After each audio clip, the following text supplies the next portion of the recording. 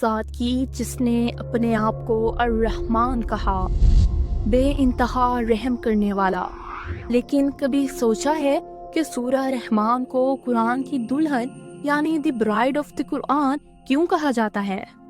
کیونکہ اس میں صرف خوبصورتی نہیں بلکہ ایک خوفناک سچائی بھی ہے۔ یہ سورہ ایک چیلنج ہے انسانوں کے لیے اور جنات کے لیے۔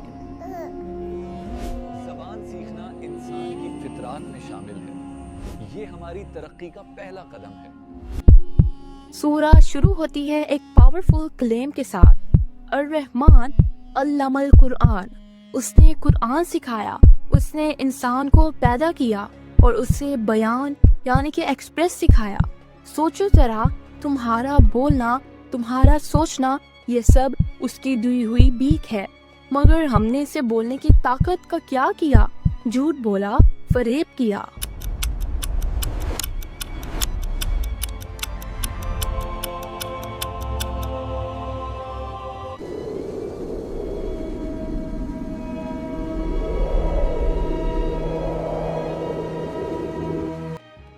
دیکھ لو آسمان کی طرف، سورج اور چاند ایک کیلکولیٹر کی طرح پریسیز حساب سے چل رہے ہیں، ایک سیکنڈ کا بھی فرق نہیں۔ اور زمین پر یہ بے زبان پودے، ہربس اور شربس، اور یہ ٹریز اور یہ بڑے بڑے درخت سب اس کے آگے سجدہ کر رہے ہیں۔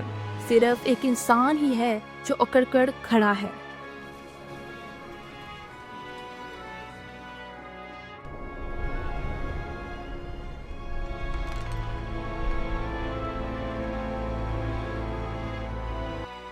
اللہ کہتا ہے، ہم نے آسمان کو بلند کیا اور میزان قائم کیا۔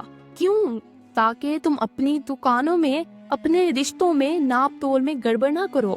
اگر یونیورس کا بیلنس بگڑ جائے تو قیامت آ جائے، اور اگر تمہارا بیلنس بگڑ جائے تو تمہارا معاشرہ یعنی کہ سوسائٹی تباہ ہو جائے۔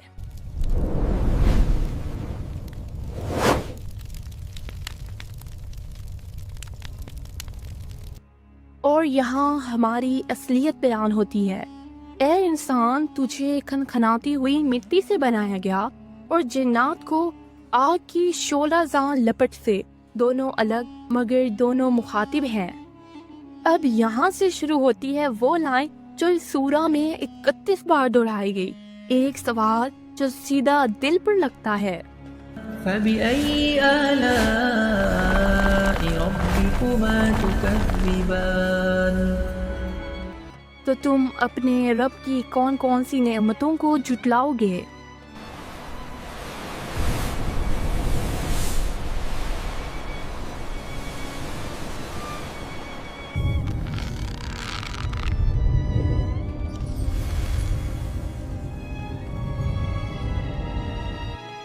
اس کی نعمتیں دیکھو، اس نے 2 سمندر بہا دیے جو آپس میں ملتے ہیں، ٹکراتے ہیں، مگر مجال ہے کہ ایک بوند بھی اس برزاخ یعنی کہ بیریئر کو پار کرے جو اللہ نے ان کے درمیان رکھ دی ہے۔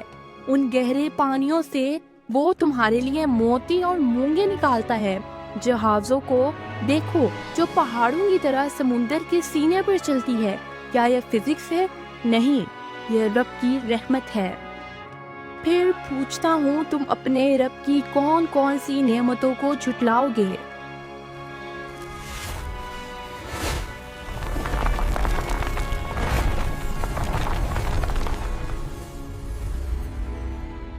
لیکن غرور مت کرنا، کلو من علیہ فن، سب ختم ہو جائے گا، ہر چیز کو موت ہے، زمین پر جو کچھ ہے فنا ہونے والا ہے، صرف ایک چیز باقی رہے گی، وہو ربکا، تیرے رب کا چہرہ، وہ جو جلال اور عزت والا ہے۔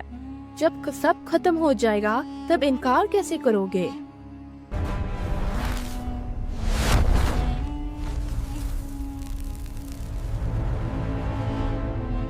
آج ہم مارس پر جانے کی باتیں کرتے ہیں۔ اللہ چیلنج کرتا ہے، اے جن اور انسان کے گروہ، اگر تم آسمان اور زمین کی حدوں سے نکل سکتے ہو تو نکل کر دکھاؤ۔ تم نہیں نکل سکتے مگر ایک سلطان، پاور یا آتھرائزیشن کے بغیر۔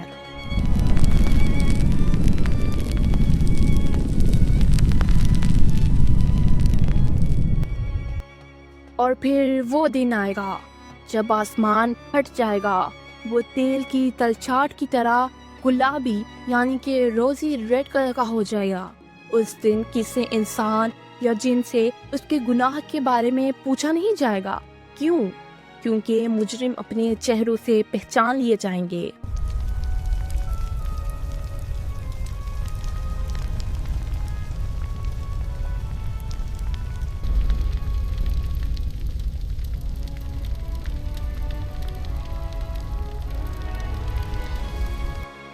یہ ہے وہ جہنم جسے مجرم جھوٹ سمجھتے تھے۔ آج وہ آگ اور کھولتے ہوئے پانی کے بیچ چکر لگائیں گے۔ بتاؤ، کیا اب بھی جھٹلاؤ گے؟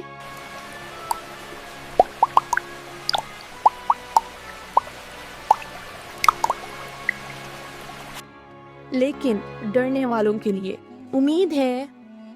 جو اپنے رب کے سامنے کھڑا ہونے سے ڈر گیا، اس کے لیے 2 باغ ہیں، ایسے باغ جن کی ڈالیاں پھلوں کے بوجھ سے جھکی ہوئی ہیں۔ وہاں پر پھل کی 2 قسمیں ہوں گی۔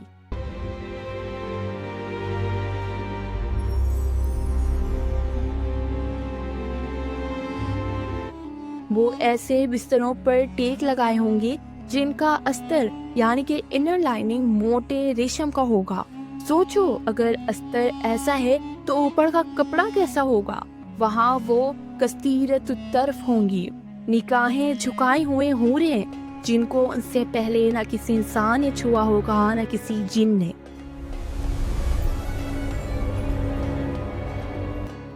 وہ ایسے ہوں گے جیسے یاقوت اور موتی۔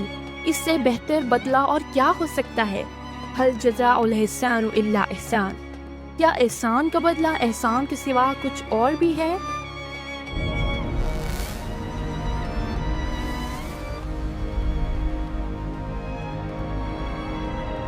سورہ رحمان ہمیں ڈر اور امید کے بیچ بیلنس کرتی ہے۔ یہ بتاتی ہے کہ اللہ کی پکڑ بہت سخت ہے، لیکن اس کا انعام ہماری سوچ سے پار ہے۔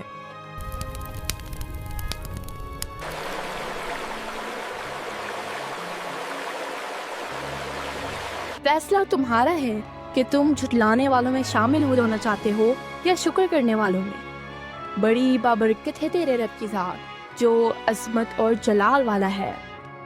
اس اسکرپٹ میں اگر آپ اسی طرح کی ویڈیو سننا چاہتے ہیں روز، اور قرآن کی ترجمہ اور تصریف کرنا چاہتے ہیں، تو ہمارے چینل کو سبسکرائب کیجیے، جو فری میں آپ کے لیے روز روز ایسی ویڈیوز لے کر آئے گا، وہ بھی بالکل مفت۔ بس ہمیں آپ کی چھوٹی سی مدد چاہیے کہ ہمارے چینل کو زیادہ سے زیادہ شیئر کریں۔ یہ آپ کے لیے بھی صدقہ جاریہ ہوگا اور ہمارے لیے بھی آسانی۔ شکریہ۔